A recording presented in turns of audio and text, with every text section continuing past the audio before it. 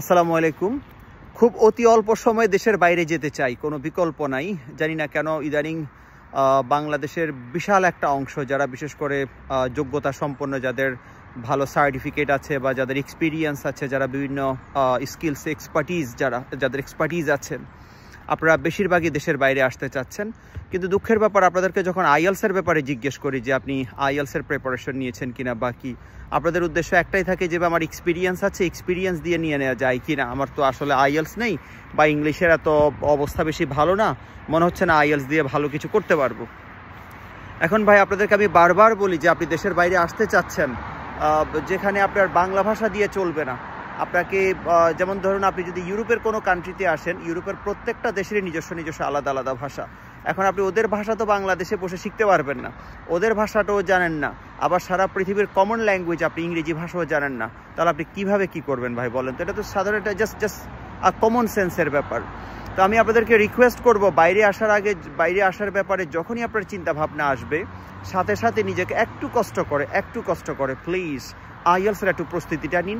IELTS related আপনার যে কোনো সহযোগিতা দরকার, ধরুন আপনার আইএলসের মক টেস্ট বলেন, আইএলসের পূর্ণাঙ্গ প্রিপারেশন বলেন, আইএলস আপনার রাইটিংয়ে আপনি কেমন লিখছেন, সেটা কত স্ট্যান্ডার্ড হতে পারে, বা আপনার বেসিকের দুর্বলতা আছে, আপনি আপনার বেসিক নিয়ে খুব বেশি ভালো স্যাটিসফাইড না, যে বেসিক দিয়ে মনে হচ্ছে না আমার ভালো একটা স্কোর আসতে পারে, এবং আপনার ফাইল দেখে, আপনার প্রোফাইল, আপনার এক্সপিরিয়েন্স, আপনার এডুকেশনাল ব্যাকগ্রাউন্ড, আপনার ফিনান্সিয়াল স্টেটাস সব দেখে আপনার জন্য কোন দেশ ভালো হতে পারে, এই সবগুলো সাপোর্ট কিন্তু আমি আমার আইএলস প্রাইভেট ব্যাচে দিয়ে থাকি।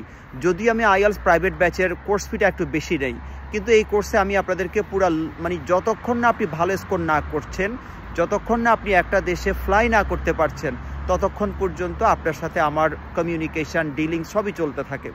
সুতরাং এটা যেহেতু অনেক একটা দীর্ঘ সময়ের, প্রায় আপনার কারোর জন্য 3 মাস, 6 মাস, 1 বছরও লাগতে পারে। মূলত হলো আপনি যতক্ষণ না ভালো না করছেন আপনার টার্গেটের স্কোর, এবং আপনি কোনো একটা দেশে সেট না হতে পারছেন, আপনাকে আমি আমার সর্বাত্মক সহযোগিতা করব। এবং এটা আমি করছি। আমার যারা রানিং ব্যাচ, আমার 2টা ব্যাচ রানিং চলছে।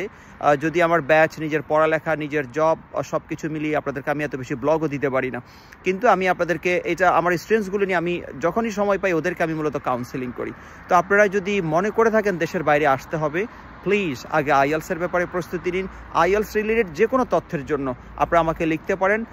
আমি অক্টোবরের মাঝামাঝিতে আরও নতুন 2টা ব্যাচ দেবো আইএলসের উপর, একটা আইএলস প্রাইভেট ব্যাচ, একটা ইংলিশ ফাউন্ডেশন প্রাইভেট ব্যাচ। তো আপনার যেই সাইডে আপনার সহযোগিতা দরকার আপনি আমাকে লিখতে পারেন। ভালো থাকবেন, দেখা হবে খুব শীঘ্রই। আমি মোহাম্মদ নজরুল ইসলাম সাগর।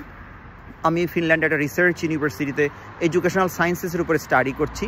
আমি আইএলসের মাস্টার ট্রেনার হিসেবে 2003 সাল থেকে আমি কাজ করছি, এবং আমার নিজস্ব লেখা অনেকগুলি বই ছিল। আমি নিজে অনেকগুলি প্রতিষ্ঠান করেছি, হাজার স্টুডেন্টস দেশের বাইরে সেট করিয়েছি। সো আমি জানি আপনার জন্য কি করতে হবে। আপনি যদি আমাকে আপনার রিলায়েবল মনে হয়, আপনি আমাকে টেক্সট করতে পারেন। অবশ্যই টেক্সট করবেন এই চিন্তা নিয়ে যে আপনি হয়তো আইএলস আছে তার জন্য সহযোগিতা চাচ্ছেন, অথবা আইএলস নেই, আইএলস করার জন্য আপনি সহযোগিতা চাচ্ছেন। কিন্তু আপনার আইএলসও নেই, আপনি আইএলসের কোনো কিছু নেই, আপনি শুধু আমাকে সহযোগিতার জন্য বললেন, আমি আপনাকে কিভাবে সহযোগিতা করব?